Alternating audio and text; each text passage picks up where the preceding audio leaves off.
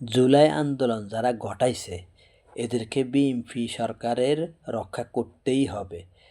এক কথায় এই ম্যাডাম খালেদা জিয়া বলেছিল যে সাপকে বিশ্বাস করা যায়, আওয়ামী লীগকে বিশ্বাস করা যায় না। যদি আওয়ামী লীগের পাতা ফাঁদে বিএনপি ফা দেয় তাহলে বিএনপির নিস্তার নাই। একবার যদি টেরেটক করে ক্ষমতা আসতে পারে তাহলে অন্যান্য ইসলামিক সংগঠন হকপন্থী যারা আছে তাদেরকে মানে শেষ করে দিবে, তাদের বীজ পর্যন্ত রাখবে না, সেই সাথে বিএনপিকেও শেষ করে দিবে। এই দেশ রাজতন্ত্র হয়ে যাবে। তাই বিএনপিকে বলবো আওয়ামী লীগ নিষিদ্ধ থাকুক। আওয়ামী লীগ একটা সন্ত্রাসী সংগঠনের মতো আচরণ করতেছে। তাদের হাতে জুলাই আন্দোলনের রক্তের দাগ, খুন খারাপির দাগ রয়েছে।